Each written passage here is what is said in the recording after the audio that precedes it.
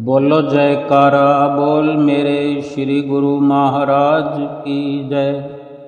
सभी गुरुमुख प्रेमियों से सप्रेम जय सच्चिदानंद।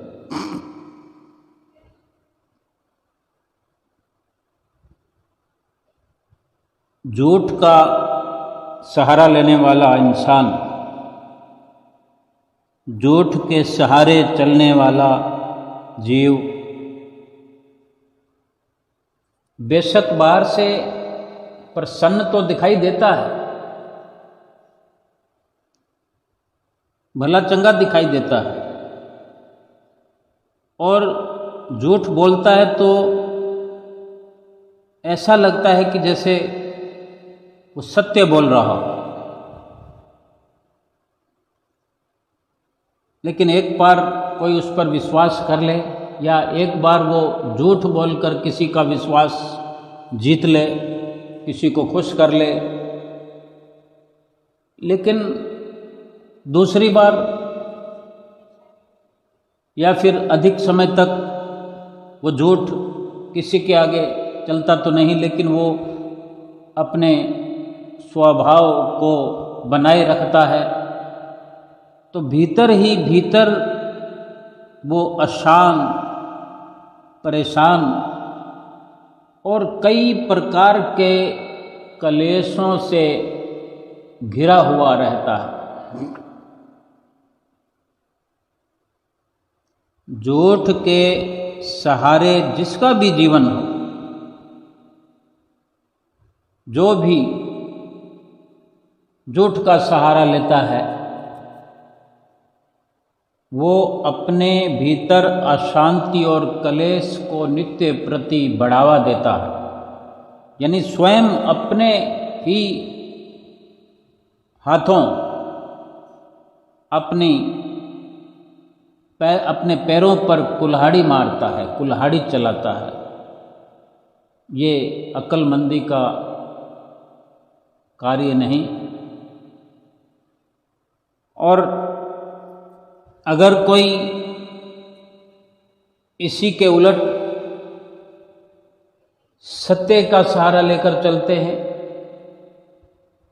सत्य पर विश्वास करते हैं और सत्य बोलते हैं, कई बार कुछ ऐसा वाक्य बोलना होता है जो सत्य बोलने पर, सत्य होने पर भी, वो वाक्य सच्चा होने पर भी सुनने वाला सुनकर विश्वास नहीं करता।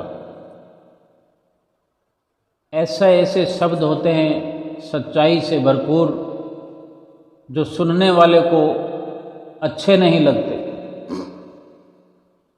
वो अपने लिए सत्य से भरपूर शब्द जो हैं अपने लिए हानिकारक समझते हैं। लेकिन थोड़े से समय व्यतीत होने के पश्चात जो सत्य का सहारा लेकर चलता है, सत्य बोलता है, बेशक उसको पहले थोड़ी परेशानी होती है, बाहर से थोड़ा अशांत भी देख पड़ता है, बाहर से अशांत महसूस करता है कि मैंने ये सत्य बोला मगर इसका लाभ नहीं हुआ। अगर यही सत्य मैं झूठ में बदल देता, इस प्रकार ये शब्द न बोलकर झूठ मूठ मन घड़त शब्दों का इस्तेमाल करता तो शायद इसका मुझे लाभ अभी तुरंत हो जाता। इस प्रकार विचलित जरूर होता है, लेकिन देखते ही देखते सत्य जो है अपना रंग दिखाता है और भरपूर खुशियां बिखेरता हुआ बाहर भी और भीतर भी। बाहर से जो अशांत दिख पड़ने वाला चेहरा है, वो शांति से भरपूर मुस्कान से भर जाता है और भीतर भी गहराई तक शांति भरपूर हो जाती है। यानी या जिसको सत्य से अवगत कराया जाता है, वो भी जिसे वो सत्य से भरपूर शब्द पसंद नहीं आते, उसको हानिकारक प्रतीत होते हैं, अपने लिए वो शब्द भले नहीं मालूम होते, थोड़े समय व्यतीत होने के बाद में वो भी भली भांति जान जाता है कि ये जो सत्य से भरपूर शब्द मेरे लिए कहे गए वो मेरे लिए कितने हितकारी थे या हितकारी हैं, जो मैं उस वक्त नहीं समझ पाया, लेकिन अब जब उसका भरपूर लाभ देखने को मिल रहा है तो उसे फिर यकीन हो जाता है और हमेशा हमेशा के लिए विश्वास हो जाता है। सत्यभाषी के लिए, सत्य शब्द बोलने वाले के लिए उसके दिल में श्रद्धा भरपूर हो जाती है, उस पर विश्वास करने लगता है, उसको भलाई करने वाला भला व्यक्ति समझने लगता है। ये एक लौकिक विचार, लौकिक संदेश, सामाजिक विचारधारा है जिसके अंदर सत्यता की इतनी अधिक भरपूर जरूरत है। और फिर हम गुरुमुख हैं, हम प्रेमी हैं, अपने सतगुरुदेव भगवान के अनन्य प्रेमी हैं। उनके दर्शन मात्र से हमारा चेहरा खिल जाता है, हमारा रोम रोम पुलकित हो जाता है, हमारे भीतर जैसे खुशियों का खजाना खुल जाता है। हमारे लिए, गुरुमुख प्रेमियों के लिए, हर गुरुमुख प्रेमी के लिए सत्य की ओट पर चलने की, सत्य सुनने की, सत्य सुनाने की कितनी ज़रूरत होगी, ये हम भली भांति जान सकते हैं कि अगर संसारिक गतिविधियों में रहने वाले इंसान के लिए सत्यता की इतनी ज़रूरत है, एक आम जीवन व्यतीत करने वाले के लिए भी सत्य पर चलना ज़रूरत पूर्ण तौर पर निश्चित है, जरूरी है। बेशक कोई झूठ का सहारा ले या सत्य का सहारा ले, अपना अपना असर, अपना परिणाम तो वो सत्य और झूठ दिखाते ही हैं। सत्य बोलने पर सुख सुकून प्राप्त होता है, झूठ बोलने पर, झूठ का सहारा लेने पर, अब ये चाहे अपना स्वभाव कुदरती हो या अपनी सोच के तहत किसी ने शामिल कर लिया हो, या आसान कार्य समझकर झूठ को अपना लिया हो,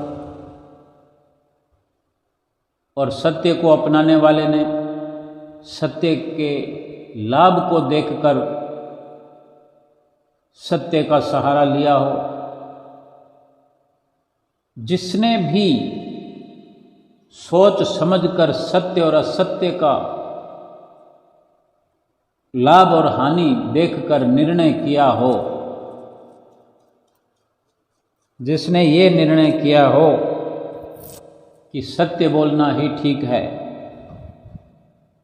कई पहलुओं को नज़र में रखकर, कई पहलुओं से सोच करके सत्य अपनाया, वो अडिग सत्य पर हर कार्य व्यवहार करता है, सत्य पर चलता है, सत्य का ही सहारा लेता है और परिणाम की वो परवाह नहीं करता। और उसने जब कई प्रकार से, कई पहलुओं से सोच लिया, समझ लिया, फिर अटल रहना उसका स्वभाव बन गया है, सच्चाई पर चलना।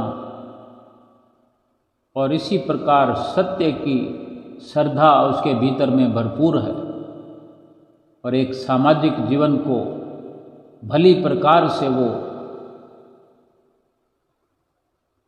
जीवन व्यतीत करता है। और जिसने सोच समझकर कई कई पहलुओं पर विचार करके झूठ का सहारा लिया है, वो भी फिर अटल रहता है अपने झूठ पर। वो झूठ का ही सहारा लेना ठीक समझता है। उसने सोच लिया है, सत्य और असत्य के लाभ हानि को समझ लिया है, उसको झूठ में ही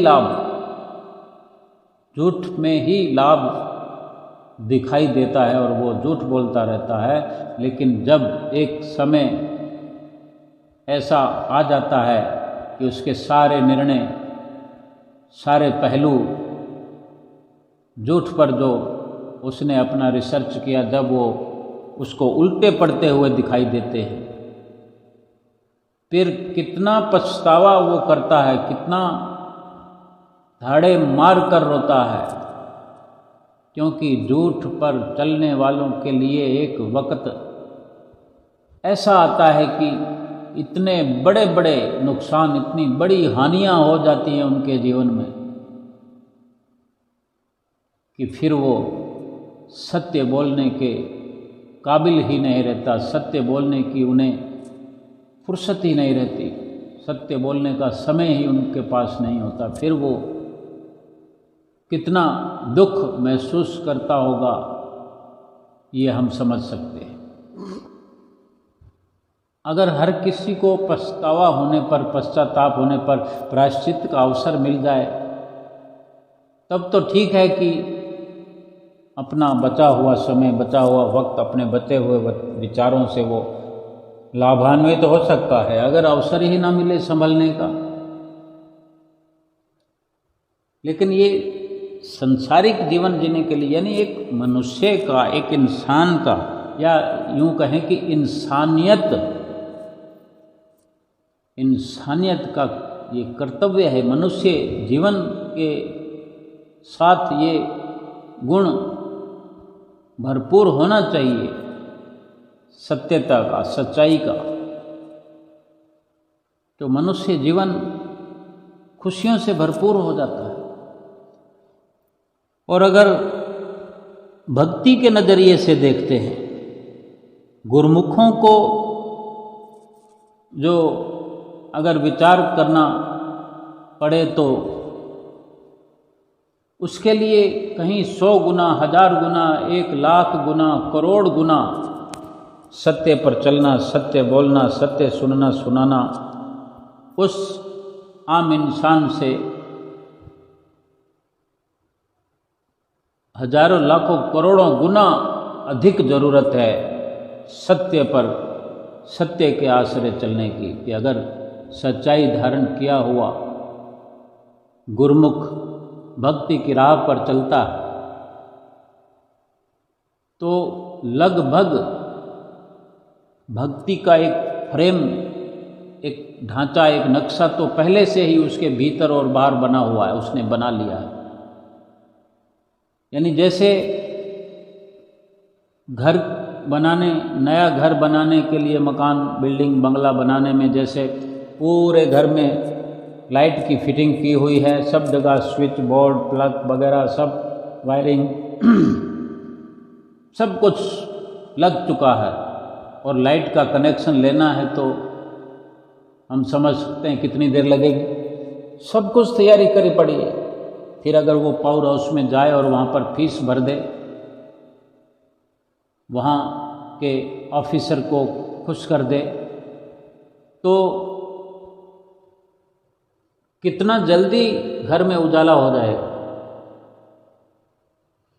इसी प्रकार अगर कोई व्यवस्था नहीं है, अभी घर बना हुआ है लेकिन वायरिंग वगैरह, लाइट लगाने के लिए कोई तैयारी, बाहर भी कनेक्शन लेने के लिए वायर वगैरह कोई नहीं है, लाना पड़ेगा। मतलब इस प्रकार की जो उसकी गतिविधि है तो उसको कितने दिनों तक तैयारियां करनी पड़ेगी। एक छोटी सी बात,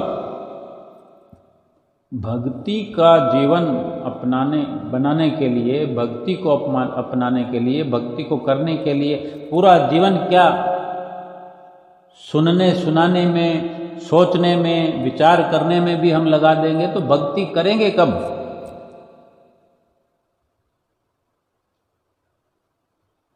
सुनते रहेंगे, जीवन भर सत्संग सुनते ही रहेंगे, नक्शा अगर पहले बना हुआ हो, एक इंसानियत, एक मनुष्य जीवन का बहुत बड़ा ये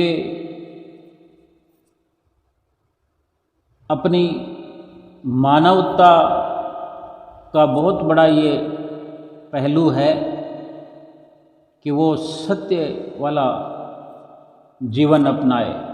सत्य बचपन से जिसने अपना लिया, यानी ये स्कूल के अंदर पहले पहल की जो क्लासें होती हैं उसके भीतर में ये प्रश्न या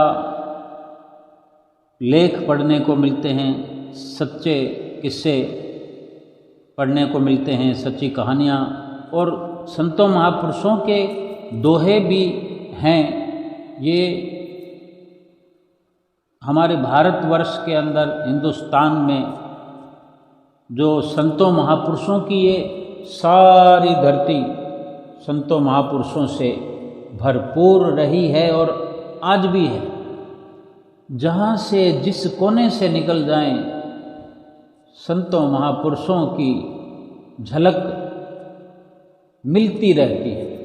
संतों महापुरुषों के दर्शन दीदार हो ही जाते हैं। संतों की वाणियाँ सुनने को मिलती ही रहती है। और ये इतनी बड़ी व्यवस्था कि स्कूल के अंदर बचपन में ही, शुरुआती क्लासों में ही ये पढ़ने को मिलता है। जैसे दोहा है कि साच बरोबर तप नहीं, झूठ बरोबर पाप, जाके हृदय साच है ताके हृदय आप। हम अगर सारी क्लास पढ़ने के बाद, जितनी क्लासें पढ़ने के बाद, सारी डिग्रियां हमने हासिल कर ली, हमने डॉक्टरी कर ली, डॉक्टर बन गए, इंजीनियर बन गए, कुछ और बन गए, कुछ और बन गए, टीचर बन गए, या हम बिजनेसमैन बन गए, लाखों करोड़ों कमाने वाले बन गए, लेकिन जहाँ से हम चले थे स्कूल के अंदर हमने ये पढ़ा था कि साच बरोबर तप नहीं, यानी सत्य के बराबर कोई तपस्या नहीं है।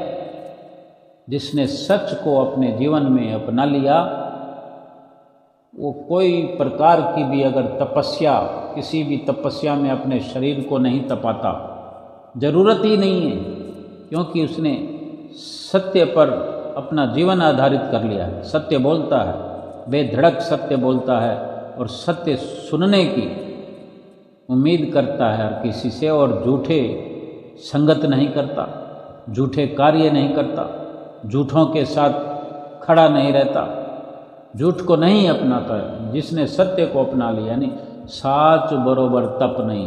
हम चाहे फिर इधर उधर भटकते हैं, वो भटकना केवल सत्य की वजह से हम समाप्त कर सकते हैं।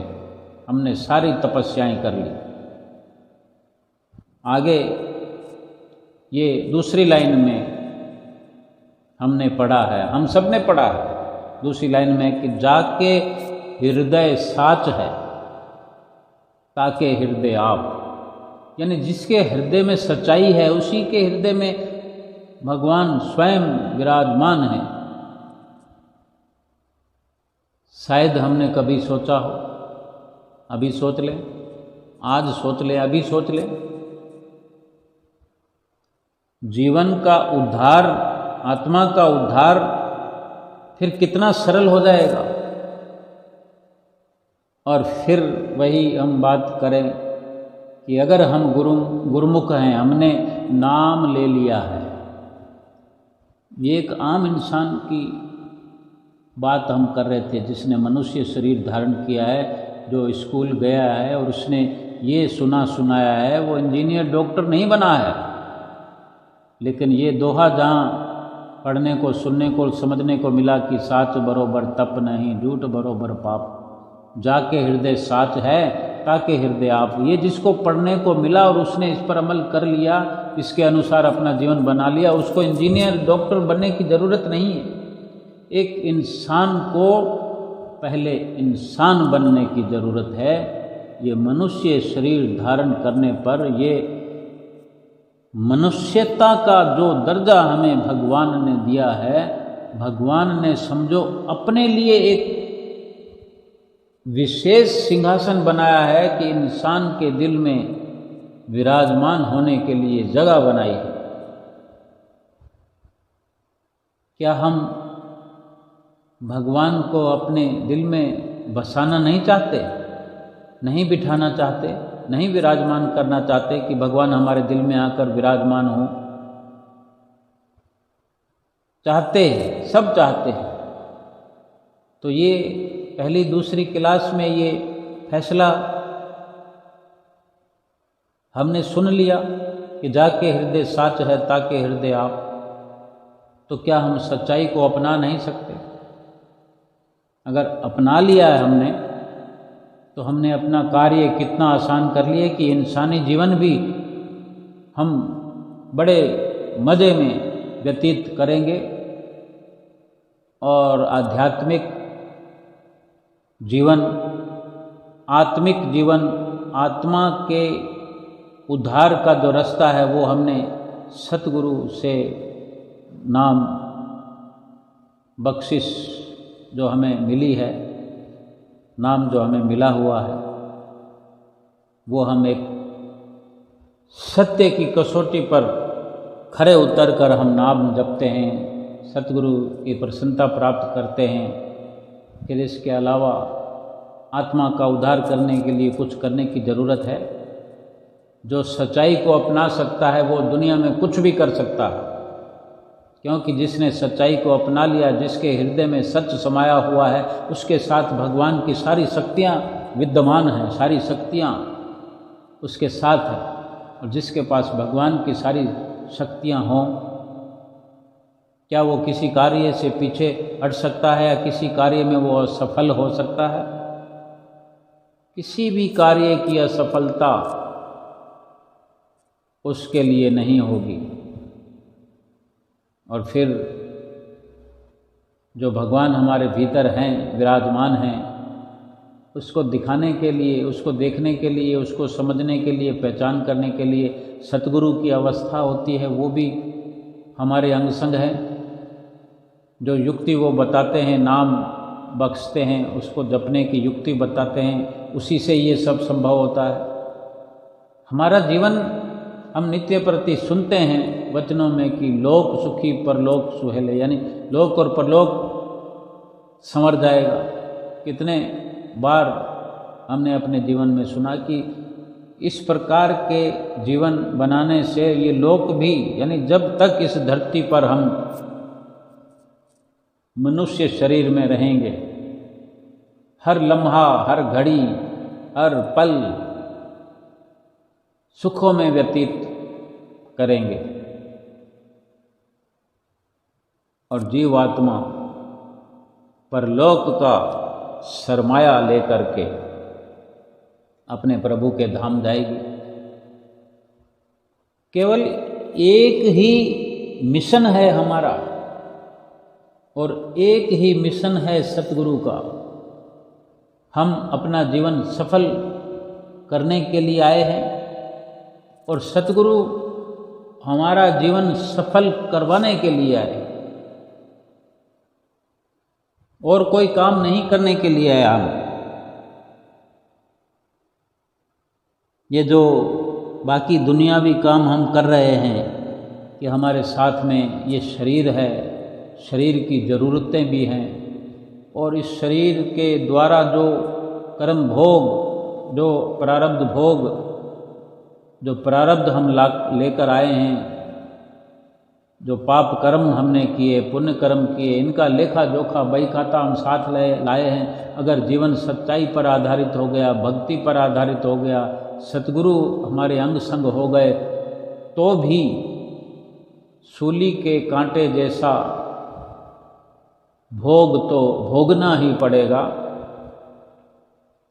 और इन सब के लिए संसार में रहकर कुछ कार्य व्यवहार, काम धंधा, व्यवहार में उठना बैठना, लेन देन करना, थोड़ा रुपया पैसा कमाना प्रारब्ध के अनुसार ही मिलेगा। केवल पुरुषार्थ करना है, हमें पीछे नहीं पड़ जाना किसी भी काम के पीछे, तो केवल भक्ति के पड़ना है। और भक्ति को भी अगर आसान बनाना है तो यही तरीका है कि हमारी शुरुआत सत्यता से हो।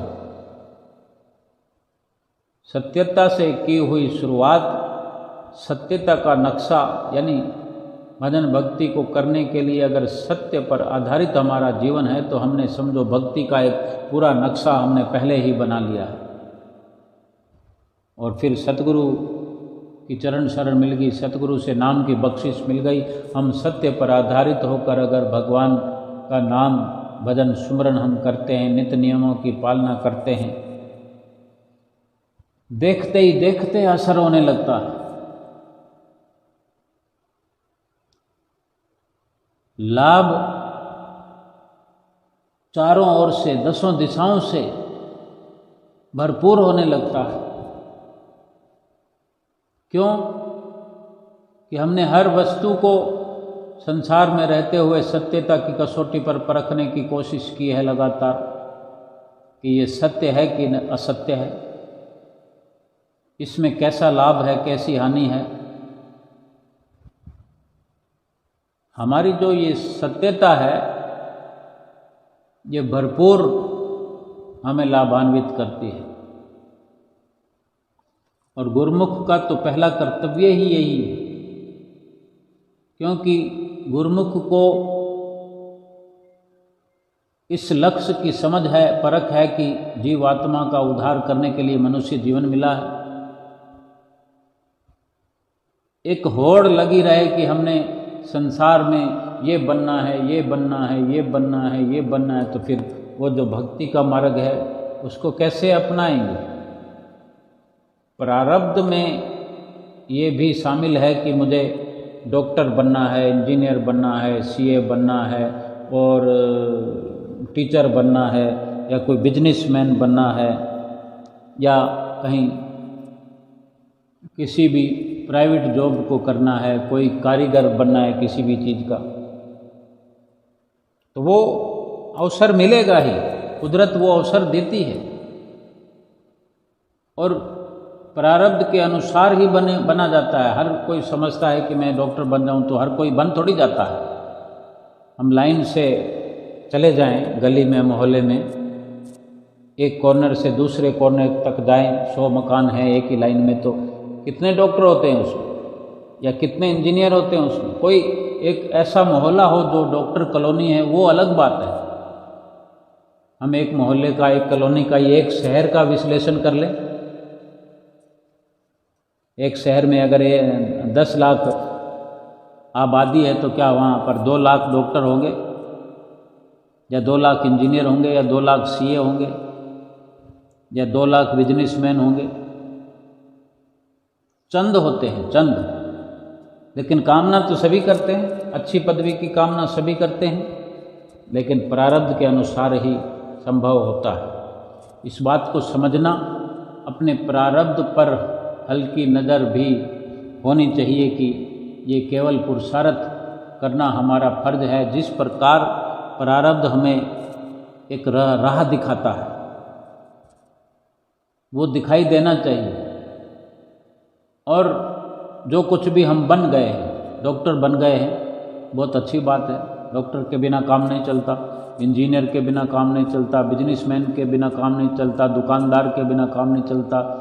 और दुकानदारी में भी हर प्रकार की दुकानदारियों के बिना काम नहीं चलता। कपड़े वाली दुकान होनी चाहिए, जूतों वाली दुकान होनी चाहिए, और ग्रोसरीज, ये किराना, मर्चेंट वगैरह, ये लाइट की दुकान, पानी की दुकान, पाइप फिटिंग की दुकान, कबाड़ी की भी दुकान होनी चाहिए, क्योंकि वो कबाड़ का सारा कुछ काम करता है, तो हम उससे भी संपर्क करते। सबकी ज़रूरत है। लेकिन जो कुछ बन गया है, अपना जीवन सत्य पर आधारित कर सकता है। अगर उनका जीवन सत्य पर आधारित है तो इस लोक में वो सुकून से रहते हैं। उन्हें अगर आत्मा का उद्धार करने की ज़रूरत है, इस क्षेत्र में वो अपने आप को दौड़ाते हैं, पीछे पड़ते हैं। अगर भजन भक्ति के पीछे कोई भी पड़ता है, बड़े से बड़ा डॉक्टर, इंजीनियर और बड़े बड़े डिग्रियों वाले और भी कई प्रकार के आजकल डिग्रियां होती हैं, वो अगर भक्ति के पीछे पड़ें, ज़्यादा दमखम लगाएं, तो फिर क्या वो दुनिया के अंदर कहीं पीछे रह जाएंगे? बड़े बड़े राजा महाराजाओं ने अपने राजपाट त्याग दिए, तो फिर क्या वो गरीब हो गए? चाह कर भी वो गरीब हो नहीं सके। बड़े बड़े राजा महाराजाओं ने जंगलों में जाना चाहा, लेकिन एक नियति ने, प्रारब्ध ने, तकदीर ने उनके कदम बांध लिए कि ये राज्य तुम्हीं को संभालना है। अगर तुम्हें भजन भक्ति करना है तो तुम भजन भक्ति यहीं पर रहकर भी कर सकते हो। भगवान का समझ लो सब कुछ, छोड़ कर जाना है तो तुम छोड़ दो, भगवान के सहारे छोड़ दो, भगवान के बनकर इस कार्य व्यवहार को किया जा सकता है। और उन्होंने किया। वो राजा भी कहलाए और भक्त भी कहलाए, संत भी कहलाए। कितना प्रफुल्लित होने वाला ये कार्य है भजन भक्ति का।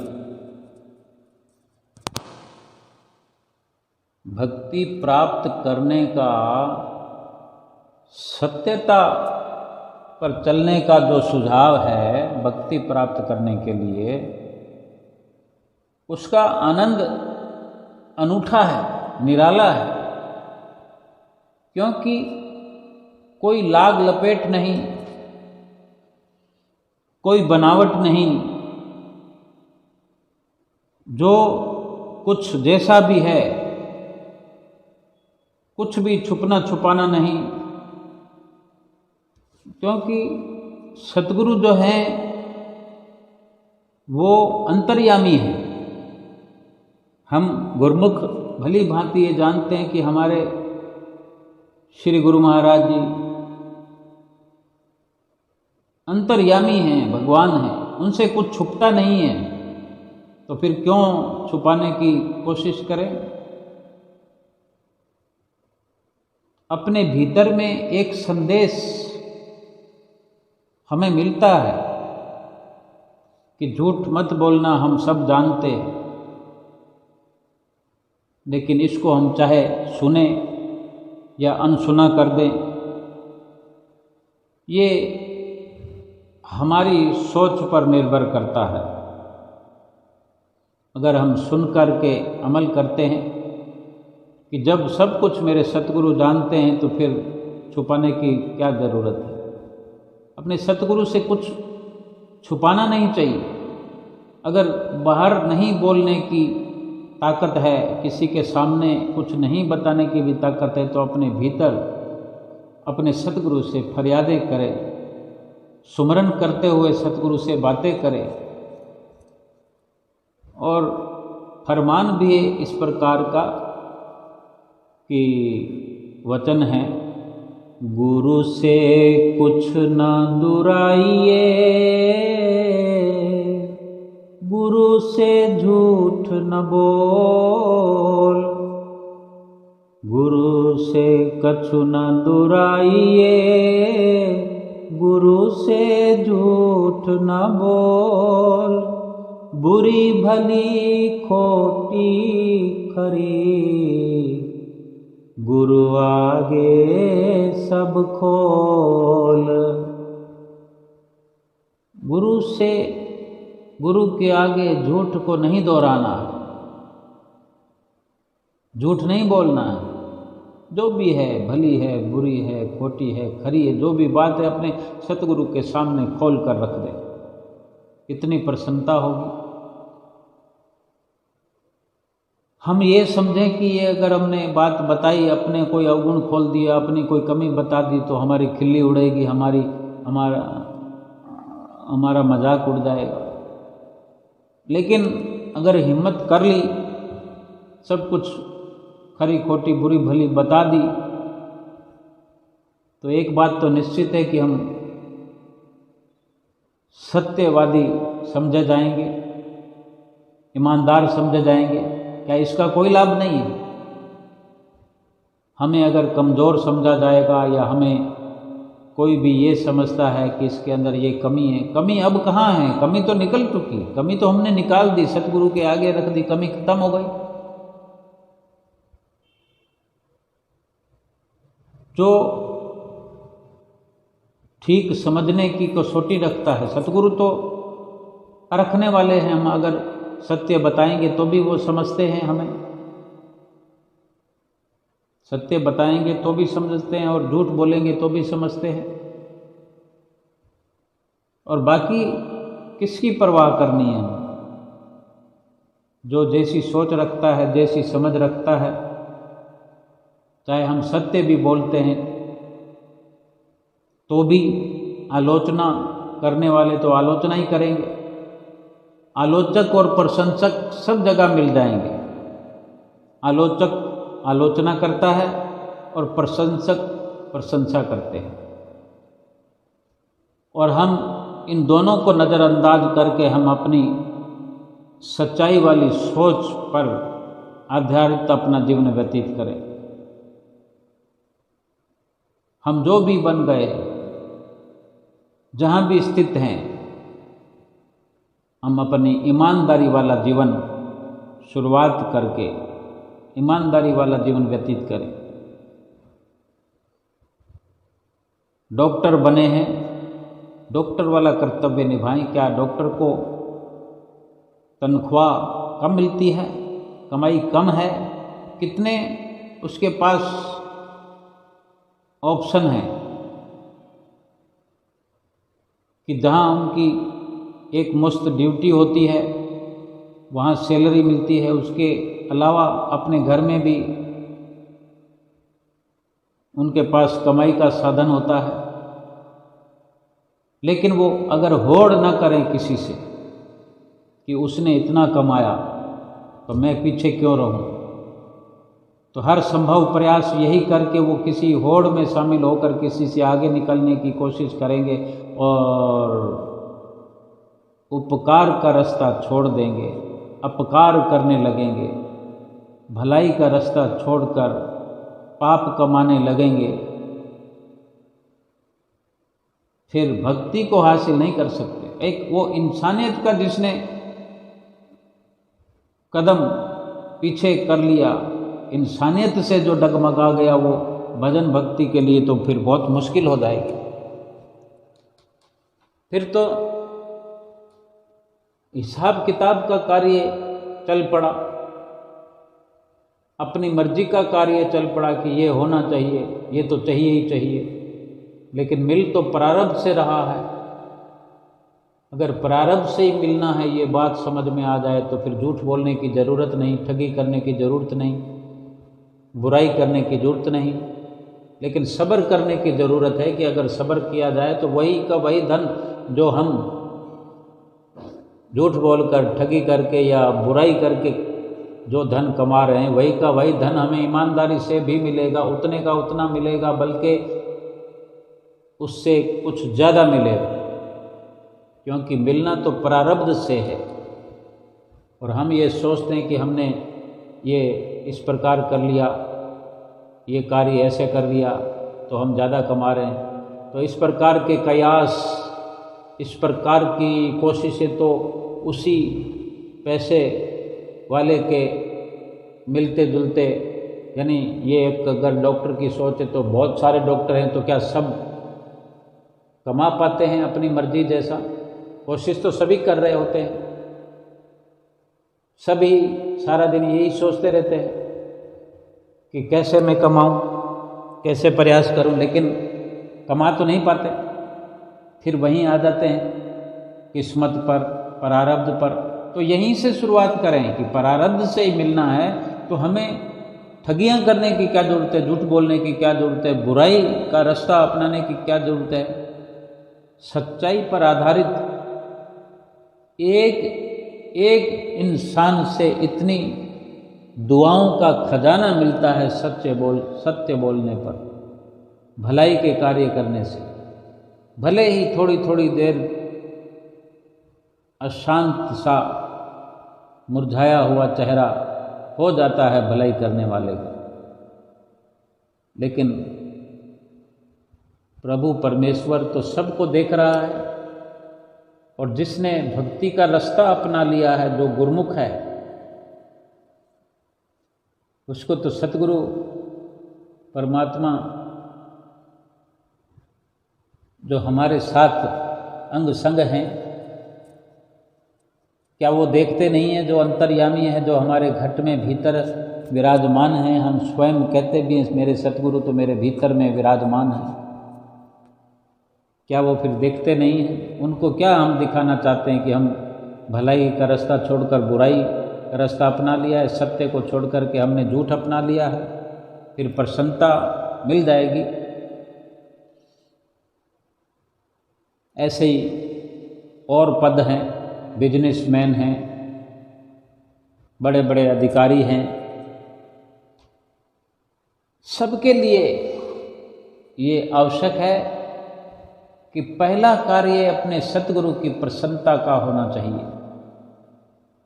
गुरमुख प्रेमियों के लिए ये पहल कार्य है कि सत्यता पर आधारित हर दुनिया का कार्य व्यवहार करना है। दुनिया का हर कार्य व्यवहार सत्यता पर आधारित होना चाहिए।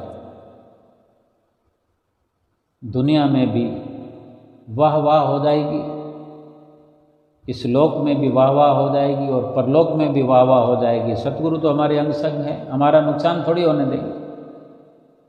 हम करके देखेंगे, दुनिया को न देखें, झूठ बोलने वालों को न देखें, छल कपट ठगी करने वालों को न देखें, उनके साथ दौड़ न लगाएं। सत्य बोलने वालों को देखें। सत्य पर आधारित जीवन व्यतीत करने वालों के इतिहास बड़े बड़े हैं और आज भी सत्य पर आधारित लोग हैं। उनकी खोज करें कि उनके साथ दौड़ लगाना है। अगर कोई नहीं भी है तो हम अपना चुनाव, अपना रास्ता, अपनी मंजिल स्वयं खड़ी करें कि हमें सतगुरु से क्या फरमान मिला है, सतगुरु से क्या आदेश है। सतगुरु ने कभी कहीं पर वचनों में नहीं लिखवाया कि गुरमुख प्रेमियों को झूठ बोलना चाहिए या गुरमुखों को पैसा कमाने के लिए कोई भी तरीका अपनाना चाहिए। हमारे श्री परमहंसों ने, श्री गुरु महाराज जी ने जगह जगह उनके वचनों में सुनने से, पढ़ने से पता चलता है कि भक्ति के लिए चाहे कितना भी नुकसान उठाना पड़े तो भी उठाओ।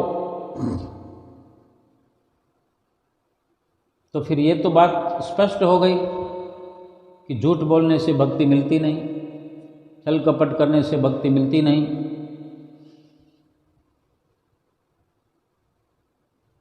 और जिसने सत्य पर आधारित अपना जीवन बना लिया, सतगुरु की प्रसन्नता को पा लिया, सतगुरु को अपना बना लिया, गुरु के वचनों में अपने जीवन को ढाल लिया,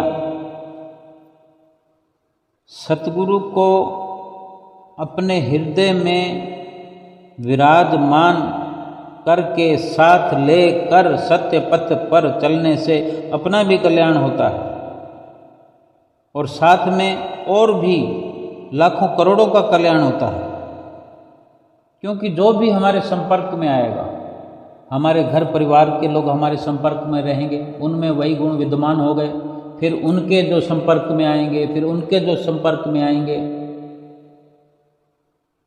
हमने जो मुहिम चलाई है अपने लिए, लेकिन हमारे संपर्क में आने वाले तो हमारी बिना कोशिश के ही वो उस रास्ते पर चल पड़ेंगे। सतगुरु ने जो मुहिम चलाई है, जो भी सतगुरु की शरण में पहुंचते हैं, सतगुरु के वचनों पर अमल करते हैं, फिर उनकी सोच, उनका व्यवहार सत्यता पर आधारित हो जाता है।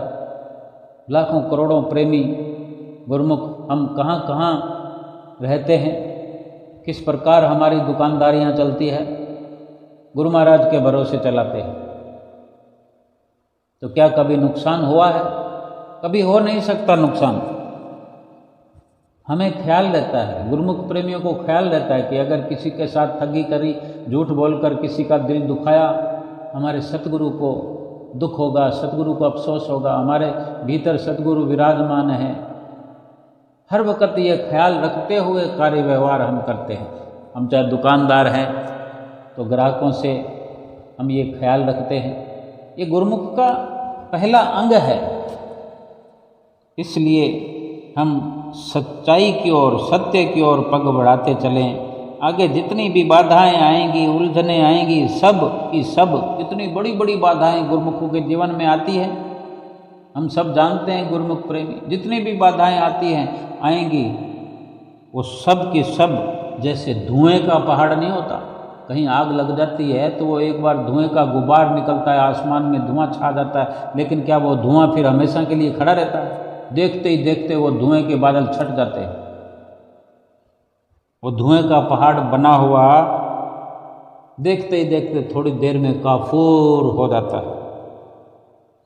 तो ऐसे ही हमारे जीवन में भी मुश्किलें आती हैं, परेशानियां आती हैं, धुएं के बादल की तरह छटते हुए देर नहीं लगती। सतगुरु हमारे अंग संग है, वही संभालेंगे। जब हम उनका कहना मान रहे हैं तो हमारा ख्याल वही रखेंगे। हमें केवल यही चिंता होनी चाहिए, चिंतन होना चाहिए कि हम सुधार करने आए हैं, उद्धार करने आए आत्मा का, बिगाड़ करने नहीं आए, अपने आप को बिगाड़ने के लिए नहीं आए इस मनुष्य जीवन में। यही मौका है, यही वेला है सतगुरु की शिक्षा को भली भांति भीतर में धारण करते हुए, अमल करते हुए अमली जीवन बनाना है और जीवन को सफल बनाना है। बोलो जयकारा बोल मेरे श्री गुरु महाराज की जय।